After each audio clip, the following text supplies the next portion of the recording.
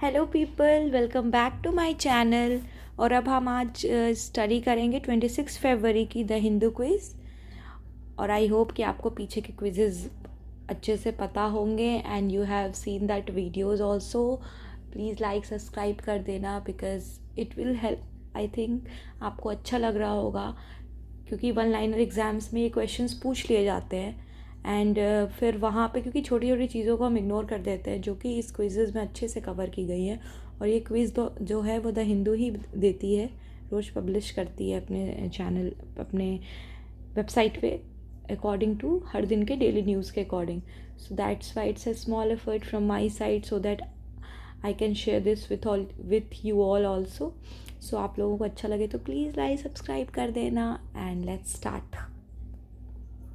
First question: the under construction SLBC tunnel collapsed on February 2022, trapping 8 workers. Where is this tunnel located? अभी SLBC जो सिरसलाम left bank tunnel है, कनाल tunnel है, वो collapse हो गया तेलंगाना में एंड ये अंडर कंस्ट्रक्शन था। मीन्स इट वाज अभी वो बन ही रहा था, it was under construction only, complete नहीं हुआ था ऐसा कंस्ट्रक्शन। और ये कोलैप्स कर गया है और इसमें 8 वर्कर्स फंस गए हैं, जिसमें बहुत इंजीनियर्स भी हैं, लेबरर्स भी हैं, सिक्योरिटी वर्कर्स भी हैं। सो ये टनल कहाँ लोकेटेड है? सो पिछले क्विज़ेस में भी हमने डिस्कस किया है इसका कि ये लोकेशन कहाँ पे है। So it's correct answer is Nagar Kurnool, Nagar Kurnool district in Telangana. ठीक है, इसका पढ़ते हैं एक्सप्लेनेशन।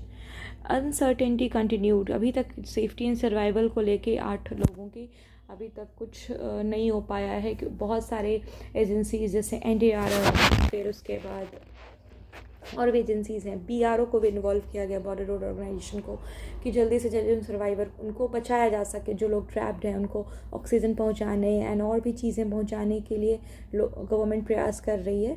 सो 2 इंजीनियर्स, 2 टेक्निकल स्टाफ्स और 4 वर्कर्स जो हैं इसमें ट्रैप्ड हैं 14 किलोमीटर टनल में। ये अभी टनल जो ये 14 किलोमीटर अंडर कंस्ट्रक्शन टनल है, जो सिरसैलाम लेफ्ट बैंक कनाल टनल कहते हैं इसे, और ये है इन नगर कुरनौल डिस्ट्रिक्ट ऑफ तेलंगाना में, जो अभी हमने पढ़ा। ठीक है, 60 आवर्स हो गए हैं इस टनल को कोलैप्स किए हुए। आई होप कि सब बेटर हो और चीज़ें जल्दी ठीक हो जाए। Next question: under the PM Kisan Samman Nidhi scheme what amount is transfer to farmers annually? PM Kisan जो है वो अभी चल रहा है स्कीम गवर्नमेंट का एंड इसमें इंस्टॉलमेंट्स पे पैसे दिए जाते हैं एंड ये इंस्टॉलमेंट्स पे पैसे दिए जाते हैं लोगों को, फार्मर्स को। और कितने दिए जाते हैं? सो अमाउंट एनुअली जो है ये पूरा मतलब इंस्टॉलमेंट पे ये दिया जाता है 2000 ईच, 3 इंस्टॉलमेंट पे, एंड इन टोटल एनुअली कितना दिया जाता है? 6000। So correct answer is 6000। Under this scheme 2000 जो है वो ट्रांसफ़र किया जाता है each farmers account and 90th installment अभी गवर्नमेंट ने रिलीज़ किया है। और ये कहाँ पे रिलीज़ किया है? ये भागलपुर में। अभी आए थे हमारे प्राइम मिनिस्टर आए थे बिहार, तो वहाँ पर उन्होंने ये 90th इंस्टॉलमेंट को रिलीज़ किया PM किसान के। और ये हेल्प करेगा फार्मर्स को, जो भी प्रोडक्शन में इनपुट्स खरीदने में थोड़ा बहुत ये हेल्प करता है। तो as a income support in 3 equal tranches में इनको प्रोवाइड किया जाता है। Next question: to which party does Friedrich Merz the winner of recently held German parliamentary elections belong? अभी जर्मन में पार्लियामेंट्री इलेक्शंस हुए जर्मनी में एंड फ्रेडरिक मर्च जो है वो विनर हुए, तो वो कौन सा पार्टी से बिलोंग करते हैं? Correct answer is Christian Democrats. Christian Democrats जो है इनकी पार्टी है एंड यहीं से इन्होंने जीता है। So that's all. ज़्यादा इसमें तो नहीं पढ़ना है, क्या ही है जर्मन से रिलेटेड, हमें बस नाम याद रखने का, पूछ लिया जाता है पॉइंट्समेंट्स में। Friedrich Merz is elected as recently elected, he belongs to which country या विच पार्टी, तो आप बता सकते हो। Next question: US has demanded access to rare minerals in which country to compensate for American military aid? US जो है अभी demand कर रही है कि हमें रेयर मिनरल्स जो हैं, जो भी रेयर एंड क्रिटिकल मिनरल्स होते हैं, क्रिटिकल मिनरल अलग होता है, रेयर मिनरल्स अलग होते हैं, ठीक है। तो रेयर मिनरल्स जो बहुत ही रेयरली मिलते हैं, जिनका डिस्ट्रीब्यूशन लिमिटेड एरिया में है, तो उसका डिमांड किया है US कि हमको उन मिनरल्स का एक्सेस मिल सके। किससे डिमांड किया है? सो दैट उनकी जो वो जो है अमेरिकन मिलिट्री एड को कंपेंसेट कर सके। तो राइट आंसर इज़ यूक्रेन। अब क्या हुआ था, जो बाइडेन के टाइम में यूक्रेन को सपोर्ट दिया गया था अमेरिका के through, America had supported Ukraine, तो इसलिए उसको कंपेंसेट अमेरिका जो एक मिलिट्री एड प्रोवाइड किया है यूक्रेन को for the during the war with Russia and all, तो रशिया के साथ, तो इसीलिए अब यूएस डिमांड कर रहा है कि उनको यूक्रेन जो है वो एक्सेस दे, बिकॉज यूक्रेन का जो रीज़न है ना, it is rich in rare minerals. तो यूएस चाहता है कि हमें उस मिनरल्स का एक्सेस मिल जाए। और क्यों मांग रहे हैं कि हमने आपको वॉर, जो बाइडेन के टाइम में हमने जो आपको वॉर हेल्प प्रोवाइड किया, जो मिलिट्री एड प्रोवाइड किए, उसके बदले में आप हमें ये चीज़ दो। So it's demanding. तो answer is Ukraine. Donald Trump जो है वो डिमांड किए यूक्रेन से to give access to rare minerals to compensate for the war time aid Kyiv receive during the Joe Biden.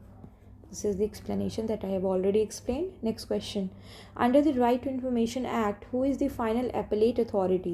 Appellate authority क्या होता है? जहाँ पे हम फाइनल अपील कर सकते हैं कि हम यदि हमें यहाँ लोअर लेवल से हमें यदि के डिसीजंस पे इफ़ हम सहमत नहीं है या वो हमें नहीं सही लग रहा डिसीजन, हमें लग रहा है कि हमें और आगे अपील करनी चाहिए, तो जो फाइनल अपील है, अपीलेट अथॉरिटी है, वो कौन है इस राइट टू इन्फॉर्मेशन एक्ट के अंदर?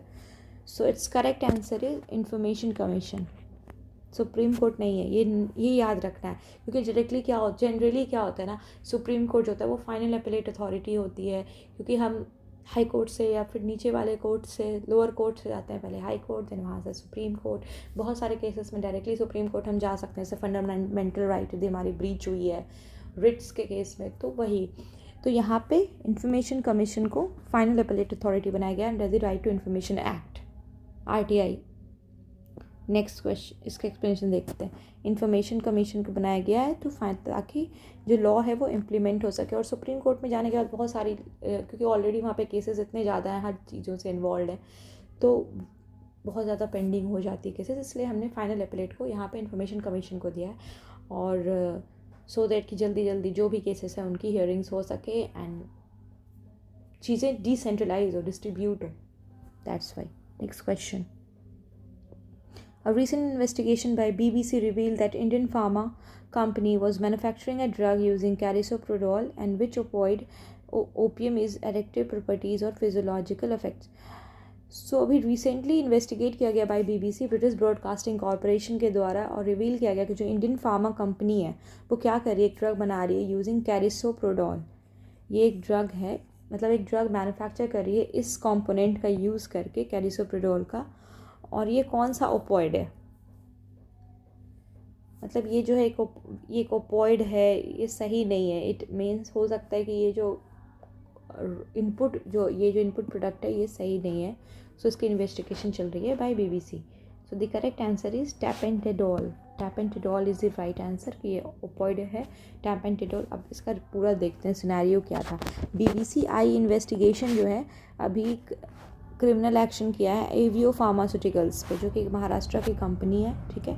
वो क्या कर रहे थे, मैन्युफैक्चर और एक्सपोर्ट कर रहे थे एक अनअप्रूव्ड ड्रग जो कि बहुत हाईली एडिक्टिव है, और ये ओपॉइड ड्रग है। ओपियोइड ड्रग बैन किया गया है, इस कॉम्बिनेशंस या इस इनपुट्स को बैन किया गया, दैट्स वाई ये जो है अप्रूव्ड नहीं है। सो इसको ये एक्सपोर्ट भी कर रहे थे, मैन्युफैक्चर भी कर रहे थे टू वेस्ट अफ्रीका के लोगों को, ताकि एडिक्टिव है कि आपको यदि आदत लग गई ना, then you will need more and more and more, और उनसे इन कंपनीज़ का फ़ायदा होता है फार्मा का।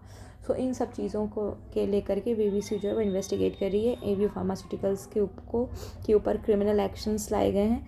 And the medicine contains tapentadol, a powerful opioid. ये जो है एक पावरफुल एपॉइड है, और कैरिसोप्रोडोल जो हाईली एडिक्टिव मसल रिलैक्सेंट है। तो ये दो कंपोनेंट आपको याद रखना है। तो यही है BBC इन्वेस्टिगेशन का, tapentadol. Next question, who is the top diplomat of EU? European Union के टॉप डिप्लोमेट कौन है? The position is formally designated to high representative of union for foreign affairs and security policy. ये जो position है ये है high representative of union of foreign affairs and EU जो है एक प्रॉपर ऑर्गेनाइजेशन है जहाँ के डिप्लोमेसी, जहाँ पे लोग ग्रुप है जो यूरोपियन मेंबर कंट्रीज जो इनकी पार्ट है, उनको ये लोग एडमिनिस्टर करते हैं, रूल्स बनाते हैं, क्या ट्रेड, इकोनॉमी, हर चीज़ से रिलेटेड, सिक्योरिटी, प्राइसेस, रेगुलेशन, सब कुछ के लिए एक ऑर्गेनाइजेशन है जो पूरे यूरोपियन कंट्रीज़ को रेगुलेट करती है, जो भी इसका पार्ट है यूरोपियन यूनियन का। इसके जो टॉप डिप्लोमेट हैं वो हैं काजा कलस। क्या एक्सप्लेनेशन है? The new round of sanctions not only target the Russian shadow fleet but also those who support operations of unsafe oil tankers, video game controllers used to pilot drones, banks use to circumvent action. अच्छा, तो ये news आया, ये जो question आया ये इस perspective में आया है कि जो EU, जो यूरोपियन यूनियन है, they are protecting Ukraine also ना, though Ukraine is not the member have, though Ukraine is not a NATO member, but then also they are protecting the Ukraine, और वो हमेशा यूक्रेन के ही favour में रहते हैं। European union जो है वो हमेशा यूक्रेन के फेवर में रहती है, और वो रशिया पे बहुत सारे सैंक्शंस उन्होंने लगाए हैं, उनके एसेट्स फ्रीज कर दिए गए, रशिया के एसेट्स फ्रीज कर दिए गए हैं, क्योंकि वो continuous in war with Ukraine है, एंड यूक्रेन में बहुत डिस्ट्रक्शंस काउज हुआ है। सो ये उन कंट्रीज़ को ये टारगेट कर रही है, नहीं ना कि सिर्फ रशिया को, बल्कि जो भी कंट्रीज़ उनको एड प्रोवाइड कर रही है, सपोर्ट कर रही है थ्रू ऑयल टैंकर्स, जो अनसेफ ऑयल टैंकर्स हैं, जो वीडियो गेम कंट्रोल करके जो वो लोग प्लेन ड्रोन को एक्टिव करके रेगुलेट करते हैं,